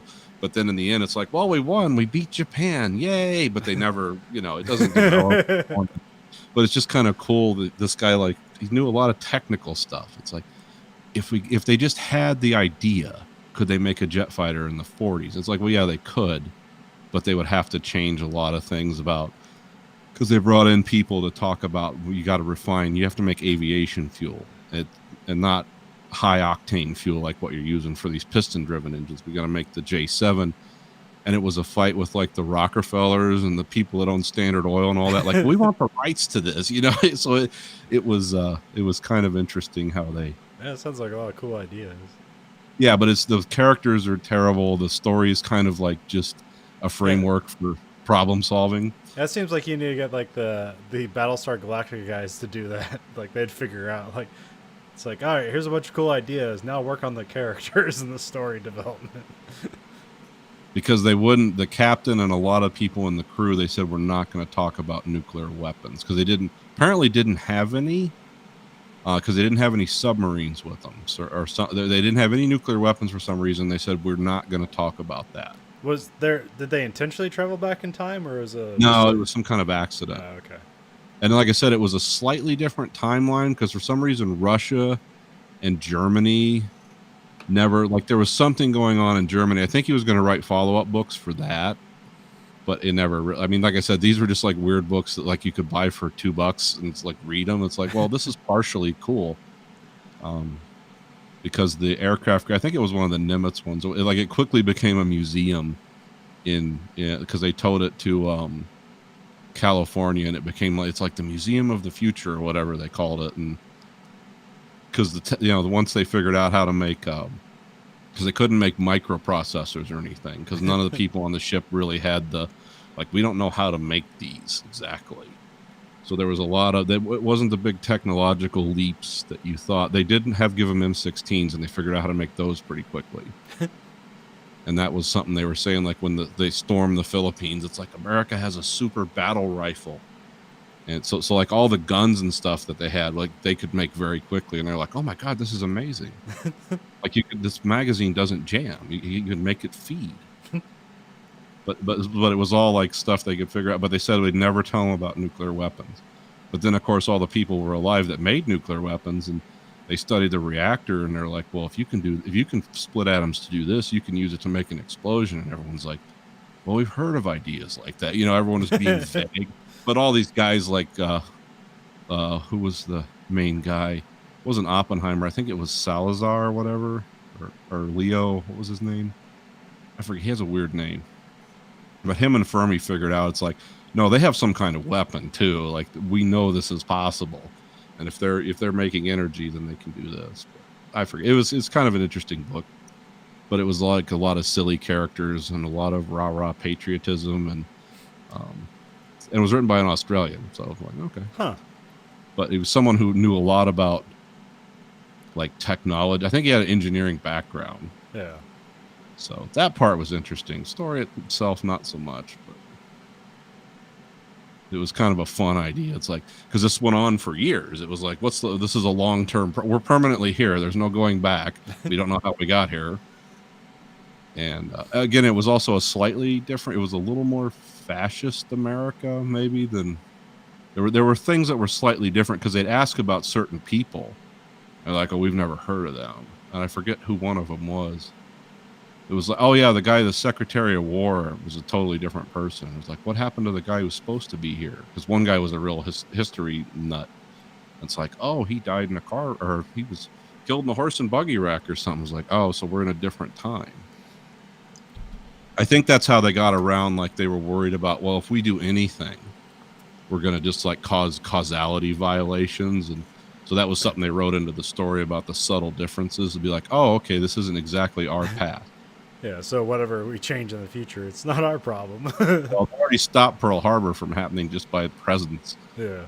They knew it's like, well, that's going to really fuck something up. But yeah, there was no follow-ups to that. So. Anyway, we watched a movie this week. Yes. The second movie in our Oliver Stone retrospective. Yeah, and I hadn't seen this movie in a long, long time. Well, when did you first see this movie? Oh, I was in high school. It was in the 90s. So it was kind of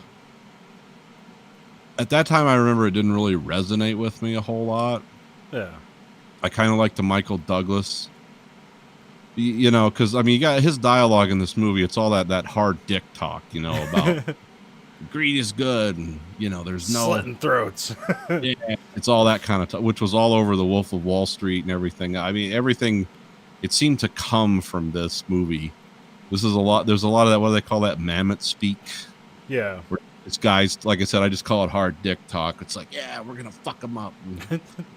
There's no room for winners, or a lot of like Glenn Ross. So this was that movie. This was the movie of the 80s. Yeah. This movie described the 80s. Yeah, this is like, I'm not sure if this was the first depiction of like, what do they call them, yippies? Or not yippies. Yuppies, yeah. Yeah. Yippies, that was that Abbott guy, or Abby Hoffman, yeah. That was the yippies. Yeah, yuppie culture. He was kind of the opposite of that. Yeah. Which I'm guessing still hasn't gone away. Like, everyone's been chasing this lifestyle in the financial sector for the past. Well, it's interesting. You watch this movie. It's obviously just by tech alone stuck in the 80s. You know exactly. Well, that's what it was like. Some of the tech was interesting. It was like, did they have that then? But you think of like, oh yeah, like a very purpose-built thing can be that small and do this thing. It's not like our phone where it's like, oh, your phone can do everything that all these technologies can do. But like, I like that have weird like a document scanner. Yeah. Or they had that. Yeah, those are real things. That little TV, that like 3-inch TV, which wasn't really impressive, but it was like, hey, he's watching TV, and they had like some internet stuff for all the computers. Yeah, for all the stock trading stuff. Big green screen CRT computers, which are back in vogue now. Yeah, that's an aesthetic. Yeah, it probably has some name that I don't know about. It was interesting. I didn't know. I forgot Terrence Stamp was in this. Yeah, I forgot John. I forgot John C. McGinley was in this. Yeah. This was like, well, this was a lot of people, or some of the people from Platoon. James Spader was in this. Yeah, briefly. Yeah, he was. And this was like a movie, like Oliver Stone said, was kind of sort of an homage to his dad. Yeah. Who was kind of he's like a traitor. It was like that one guy who was like the kind of like the old guy who was like, you know, IBM's a trustworthy, like, that guy was kind of like a representative of who his father was or whatever. Yeah. Yeah, but the like Gordon Gekko was based on like real people. There were a lot of people that, I mean, sure you've heard of Ivan Boesky. No. You know, King of the Junk Bonds. Oh, I mean, it sounds familiar. But... Yeah, well, he was one of the guys that went to him and Michael Milliken. They would basically pump up stocks and then just dump them. They'd get the value up real high and then sell them and screw people. They were selling them to investment companies. They were, but they're all junk bonds, which means that those aren't blue chip stocks. Those have very questionable value, and these guys also made like art form out of manipulating the media and manipulating investors. Yeah, I mean, I'm not sure if like is there any kind of book or article that this movie is based on, or do you just kind of like follow something? No, this seemed to me to be based on a lot of the stock traders and stock raiders that existed in the 80s before they changed a lot of laws about that. Well, because like I remember it was like Big Money or something. The guy who wrote Moneyball. Yeah. It's like one of his first books about him being a trader, which takes place in like the 80s. But like that's not really about like the stocks here that they're talking about. Where it's like S&P 500, like, well, maybe it is, I don't know. Like in that book, it's like what really like made this money explosion. It's like one, getting off the gold standard, but also it was like all the the gathering together of mortgages and like making them tradable stock commodities and stuff like that, and the all those truncheons and stuff like that. Like, you know, basically everything that happened in 2008, it began in the 80s. Like that's where that's where all this money just exploded, was all that stuff. Which is like, oh, we just have all this housing sit around that's like worth a ton of money. If you gather together, you can just pretend it's worth more and then sell it off to Germans. Because apparently Germans love to buy American debt for some reason and get fucked with it at the end of the day. But yeah, there's a lot of Europeans that European investment into stuff like that over here, and I don't pretend to understand it all. Nope. I've read many books, but I never worked on Wall Street. I don't have a degree in finance. I kind of get the idea in this movie. This is kind of a very simplified version of the kind of corruption that was going on a lot in the 80s. Yeah, here it's basically it's insider trading, but it's also just espionage. Yeah, it's industrial espionage, insider trading, and also media manipulation, which Boesky and Icahn and Milliken and all those people did things like that. They were kind of like the Donald Trump of, I'm talking about the Donald Trump of that time, where it's like, this is a great deal and everyone needs to be a part of it. And it was all shit. This is kind of, these guys were doing it with stocks and bonds and things like that. And because the S&P 500 is like, I think, how does that work? Like, that's the 500 most valuable companies in the world or something. Yeah. And it's like, because that's what Gordon Gekko said. It's like, yeah, you can play around trying to beat the S&P 500, and you got all kinds of Ivy Leaguers with these huge degrees, and they always get fucked trying to deal with it, because that's actually based on real value, where the stuff they were doing was just like pump and dump. Yeah. And tearing companies apart and selling everything off and, acquiring everyone's pension and putting that in the bank. Is like, that shit really happened. Probably still goes on in some ways. But that's more called like corporate raiding, which I think they passed laws where you can't do that as much as you used to be able to. They find ways around it, though. Just like we learned from The Big Short, it's like, well, there's always a way around if you're smart enough, I think or evil enough. I didn't watch the commentary for this. I think I've sold off like almost all my whole DVD set, so I don't. But I believe there was commentary for the DVD. I remember Oliver Stone talking about this being like the most important movie for his career, sort of. Yeah. How do you say the guy's name? Michael Cimino or Cimino? Oh, Camino? Yeah, Cimino. Yeah. The deer hunter guy. Yeah. So like he made this movie like pretty quickly after Platoon because he wanted to show like Hollywood that like he had ideas like ready to go and he could make a movie, and they made this pretty quickly. It was successful, and that basically like it's like, okay, we'll let this guy make movies. So this kind of movie like allowed him to have a film career. Yeah, well, it showed he could make stuff like just not miserable stuff or stuff about Vietnam. It's like, oh, he can make something that appeals to a broader audience. He actually did a cameo in the movie too. Oh, he did? Where was he? He was one of the guys on the phone when they did the split screen. Oh, He was like, yeah, I'll take some of that. That sounds like a good thing. Like, oh, it's Oliver Stone. Was it Teldar Paper? That was one of the Yeah, weird that was companies. Eldar's. That was one of their pump and dumps. Great performance by Michael Douglas. Yeah. Kind of a career performance. Yeah, it's kind of, I wouldn't necessarily say I like the movie, but it's very quotable, and it's kind of like, it's pretty much held together by Michael Douglas. Not that Michael Sheen or not, Charlie Sheen is bad, it's just that, like, he's kind of the cipher for the audience, but he's also just a shithead, so. Yeah. And his dad was in this, too, and that was fun. See Martin Sheen and Charlie Sheen acting together. Yeah. And then, of course, Daryl Hannah. She was the girlfriend / I'm just a whore for money. And she pretty much says it when she walks out. It's like, yeah, we could have been a good team. Guess not, though. The chick from Blade Runner's in this, too. I, like, vaguely recognize. I had the Amazon thing pop up. It's like, who is it? Something Sean? I can't remember. Sean Young. Yeah. Sean Young played his wife. Gordon Gekko's wife. There's an interesting podcast I was listening to recently. Where it was about. Do you remember a company called Sierra? And at some point they were called Sierra Online. Yeah. It was it was a podcast about the downfall of Sierra Online, which is pretty interesting. Because essentially, everybody's idea about the future was correct, and everybody was steering to be ahead of everybody else, and everything was correct.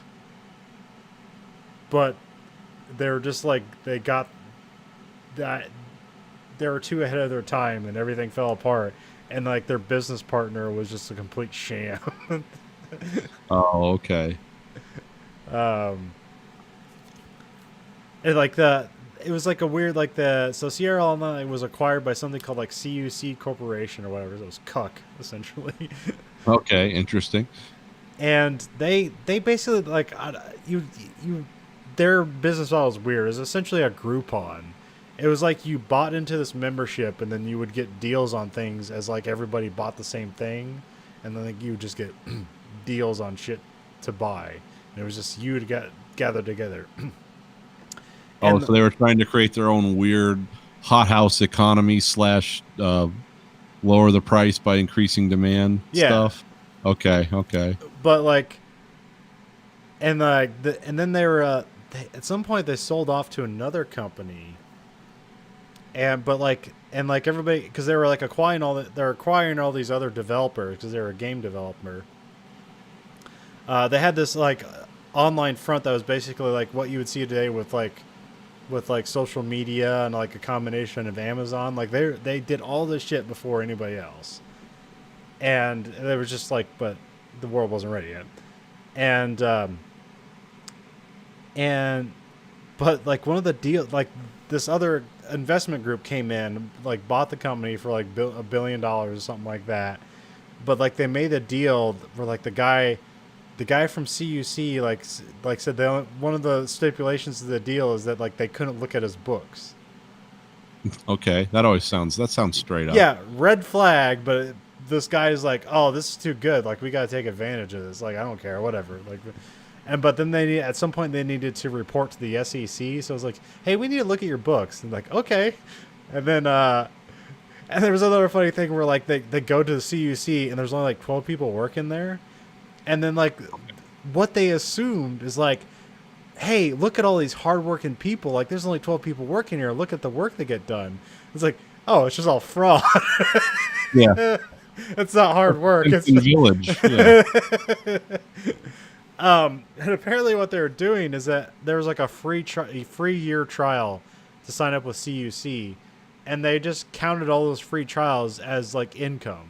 Like, Okay. it's just eventual income. And so like what the reported income was like 60% like less than what it actually was. Yeah, it's all your trial memberships. That's potential income.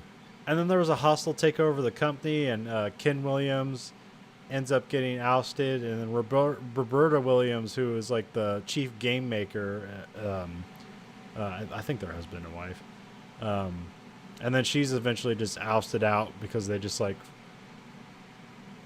the games she wants to make are too expensive, and they just want to kick shit out the door. It's like, they'll buy it because it has our name on it, and then eventually they just cashed out. And Yep. and then the company just like went under almost immediately after that. Yep.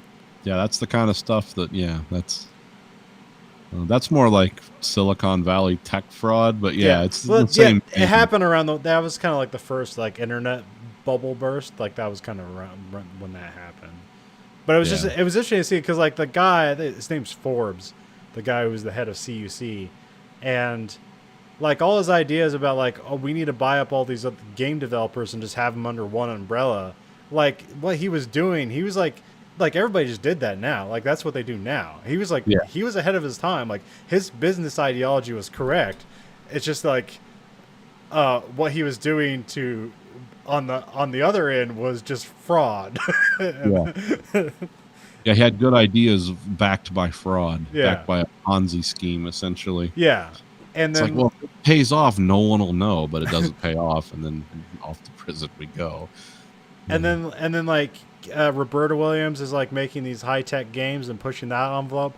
Ken Williams, who's like a talented like programmer and like a telecom stuff. Like he's essentially like he's building like social media and Amazon before anybody else is.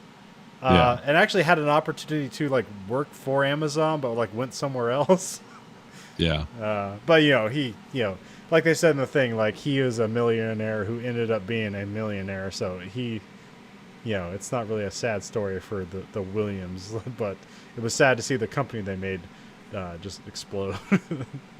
Now, didn't Sierra publish Half-Life? Yeah, in some weird way. I don't think it was the same Sierra. It was just kind of like a holding company at some point. Oh, okay. I remember seeing the Sierra logo Yeah. on the first Half-Life game, but that's the last time you see it. I Now think it's all out. I think they just released it though, because like Valve owns itself or owned itself after some point. Like they bought themselves away from Sierra. Sierra was just like the distributor. Yeah.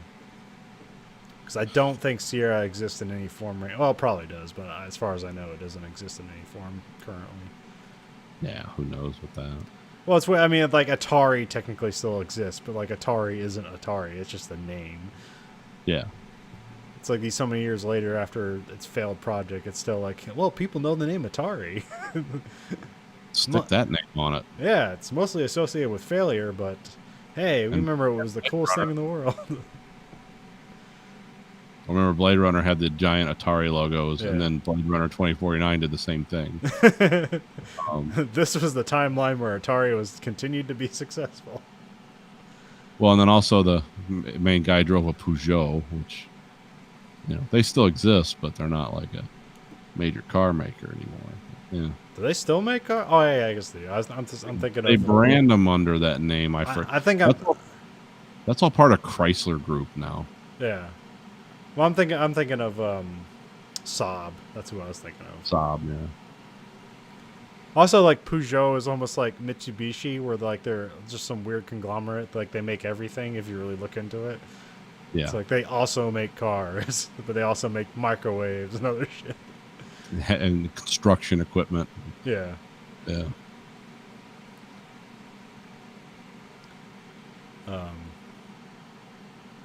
Yeah, Wall Street. Wall Street. Yeah, Isn't it?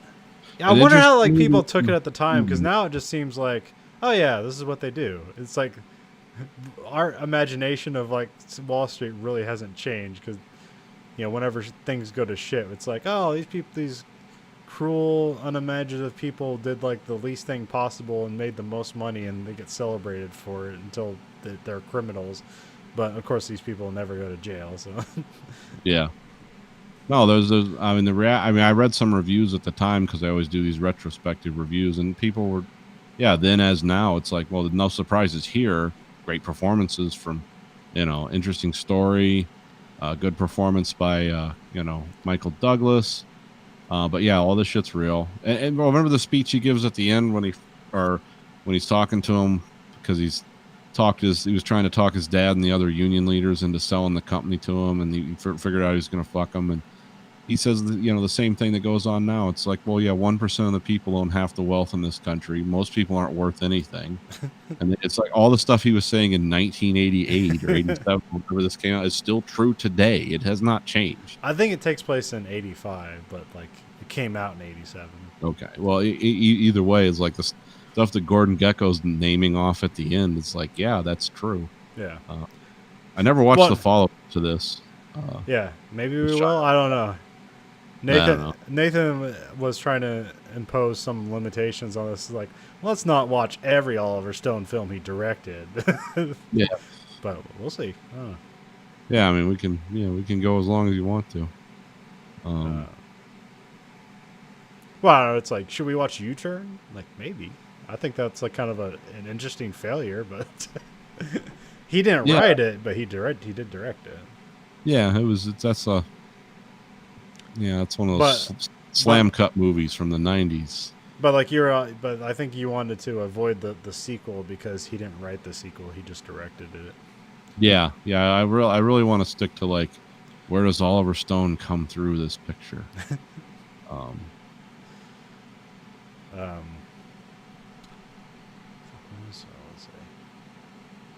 What do you think of the photography and the look of the film?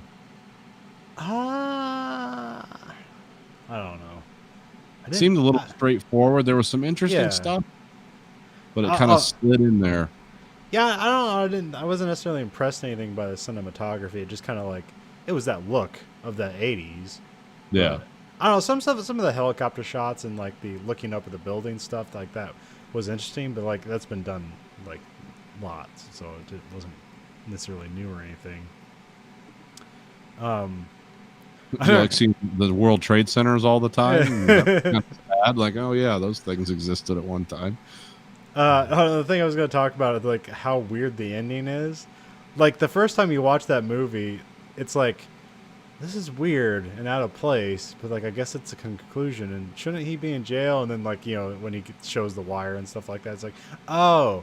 But then when you watch it, knowing it, going into it, that scene is just fucking weird and out of place. It makes no sense other than to like We gotta bring maybe this in. yeah maybe Gordon Gekko's gonna get his. Like no, he isn't.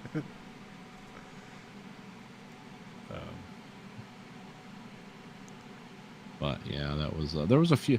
What was that scene where he was laying, or Charlie Sheen was sitting there with sunglasses, and it got really bright, and he was reflecting on something, and because remember because Gordon Gekko was talking on the beach on his mobile phone, his giant mobile phone. Yeah. He was saying, "Oh, it's beautiful out here. There's nothing. No artist can capture what the beach looks like when the sun comes up." Is that the "Money Never Sleeps" line too? I don't know. I didn't. I think that was it. Yeah. Because that was the name of the sequel. Is Wall Street 2: Money Never Sleeps. Oh, okay. But shouldn't it be "Greed is Good"? Well, I guess technically that's not the line. It's like greed, and then there's like sort of like apostrophe something. I mean, like for lack of a better term, is good. Like that's the actual line, but it just gets shortened to "Greed is Good" because it's alliterative and thought provoking. Well, actually, everyone knows that saying, but if you listen to the speech, it's like what he's saying makes perfect sense. That's what's really sad about that, because the title "Greed is Good," like, oh, how are you going to justify this? And he does. Yeah. Because it's always like money makes people do things they would never do otherwise. Motivates people. Money, gives people security, and there's all this stuff that's listed off throughout the movie. I mean, so thematically, that was actually a brilliant speech, because it does describe. Well, it's like both awful and like true. Yeah. It's like, well, he's right. I don't like what he's saying, but he's not wrong. Can't argue. Or you can't make you can make a moral argument, but you can't make like an argument. But everyone, when Father, suffering comes down and talks to you about right and wrong, everyone just rolls their eyes and walks away. Greed is good. Everyone's like, yeah, if I can participate in it, it's great. However, remember, 1% of the people in the country control half the wealth in 1984. Now it's probably like 5% of the people control 90% of the wealth in the country. Yeah, like that. The stats still awful, but now the stats probably changed to be even worse. So. Yeah. Oh yeah. Yeah, we're not getting better on that. But also, I think like all the great like one-liners from this movie just kind of shows off like, oh yeah, Oliver Stone's a good writer. Because even though I don't think necessarily like the story is like, like great or even like and like almost like Gordon Gekko is a great character who's just an asshole, but he's not necessarily a guy who has like a character arc or anything like that. He's an enticing person. He has a loose framework of a story about his past that may or may not be true, because you never know when this guy's telling you the truth. He's just telling you what he wants to hear or what you want to hear, so you'll go along with him. And it seems like Daryl Hannah's just there. It's like it's not really important to anything. Yeah. Other than give him this movie was made very short order. Yeah. So it was a great script with some good actors, and it happened. Well, like to work. sometimes it's like a Tarantino movie. It's like sometimes it's just like what makes a movie good is that you just remember cool lines from it, not necessarily that everything else was like perfectly executed. Just like I remember that scene. And it's like sometimes you know, just a bunch of good scenes is enough to make a like, yeah, I enjoyed that movie, even though like on some technical level it's not that great of a movie. Yeah.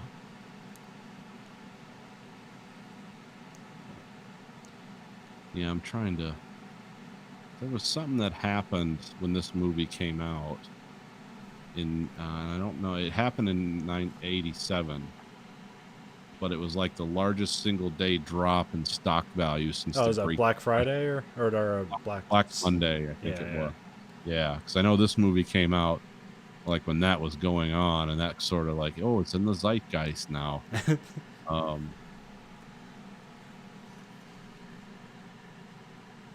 But yeah, I remember.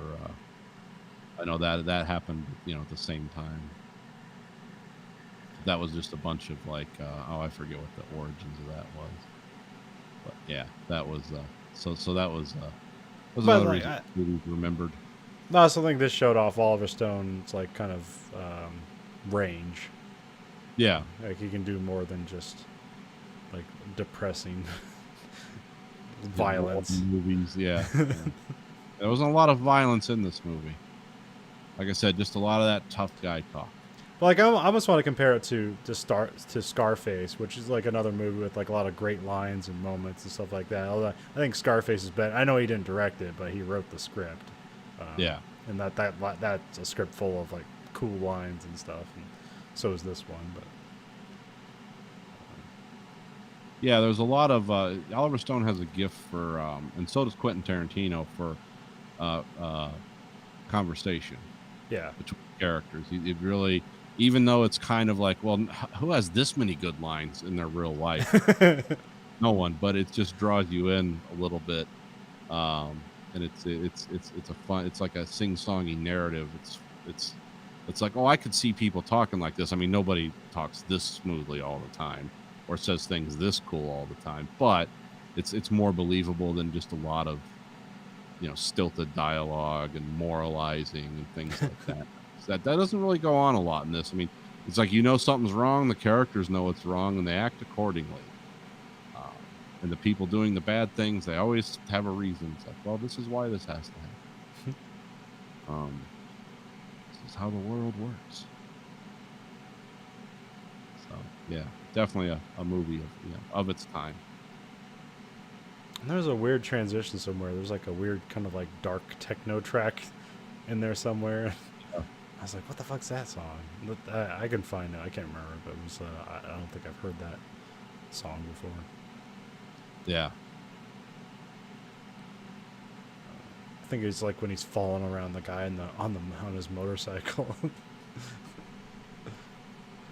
Which is Yeah. a weird scene. He's like not even trying to be inconspicuous. But I like when he comes out to like that one airplane mechanic or whatever, and it's like, oh, my boss is gonna kill me. Where's that plane going? And it's like, it's going to Ohio or whatever. Yeah. Erie, Pennsylvania, I think. But yeah. Yeah. To buy what Alcon, something Alcon. Steel company. Yeah, something like that. Yeah. Was it Teldar Paper, Alcon Steel, and then what's the Blue Star? Yeah, Blue Star Airlines. Yeah. Airlines. Airline companies, there's something to invest in. They're very stable. Good use of your money. Then, now, forever. Yep. That's the WWE slogan.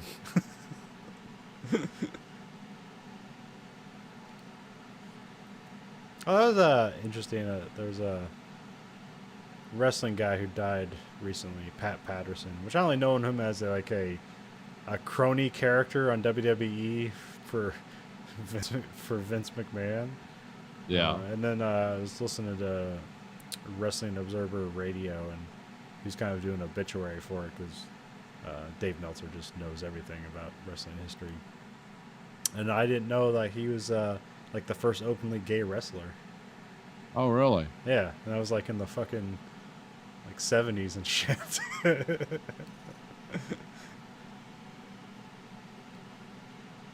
Yeah, it's amazing. Oh, that's something else. Like in this movie, I noticed there was no women working in Wall Street. In this movie. They were all there for secretarial work and sex. Yeah. That's like I, don't even know if that was I the think reality there then. is. I think I only recognize it like when he's doing that walkthrough at the end, where he's like, "Did somebody die?" And they're like, "Yeah, you did," and he doesn't know what the fuck's going on, and they're there to arrest him, but he doesn't know, but everybody else does. And I believe there's one Asian lady who I think is supposed to be a traitor. Oh, okay. No lines, just kind of like a background character. Yep, that's not how it would be today. Like I said, I don't even think it was that segregated then. Maybe it was. I don't know. Yeah, I don't know. I don't know. Like every career seems like a boys' club when you look at it close enough. Yeah. Well, there's always someone around. Well, that's all I got for this week. You got anything else? No, I mean sure, but we'll end it here. All right. Well, this week for the American Greed Factory podcast, this is Nathan. This is Conlon. Goodbye, America. Goodbye, America.